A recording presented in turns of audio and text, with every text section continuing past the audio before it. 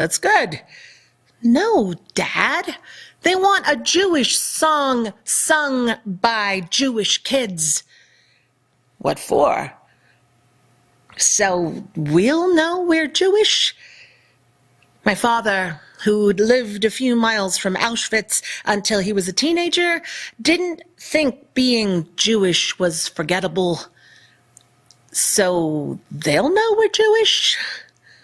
I answered my own question. Yoo-hoo, Mrs. Goldberg! I cried. This came from a TV program I got teased about at school. Every argument has an inarticulate major premise. My father loved and quoted Justice Oliver Wendell Holmes. It's their country, I guessed the premise. It's D'Anto's chorus. My father's face said, okay, not great. Christmas is everybody's business. Hanukkah is only ours. My father leaned forward and shook my hand. Whatever should be, you've hit the nail on the hammer of what is. I groaned, pleased with myself. My father was famous for mangling English cliches. That night, the music of my favorite radio program wandered between black keys, white keys, then paused, joked, argued, searched the keyboard for a way forward, landed somewhere else.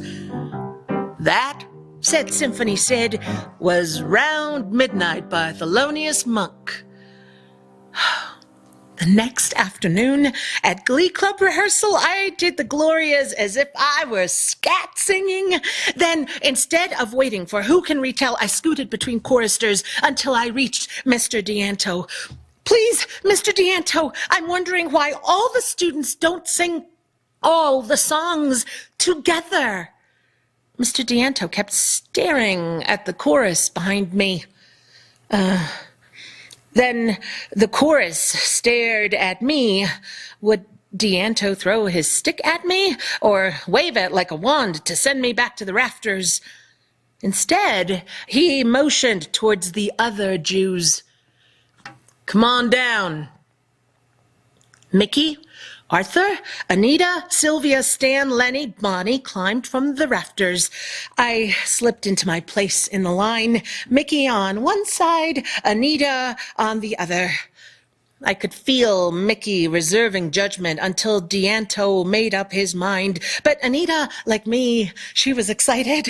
My excitement came from following the tune Thelonious played into action, while Anita's excitement came from me. We touched dresses. Rock of Ages, commanded Mr. D'Anto. Children of the martyr race, whether free or fettered, wake the echoes of our song where you may be scattered. Yours the message cheering that the time is nearing, which will see all men free, tyrants disappearing. Are we a race?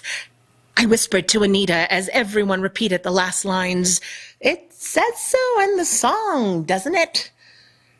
Heady with being heard, I fanned my hand to mean maybe yes, maybe no, the way they did on TV to be Jewish. D'Anto looked at me, but I couldn't read his expression. Again, D'Anto picked up the tempo. Children of the martyr race, whether free or fettered, wake the echoes of our song where ye may be scattered. What next? Anne Frank, I remembered, believed that people were really good at heart.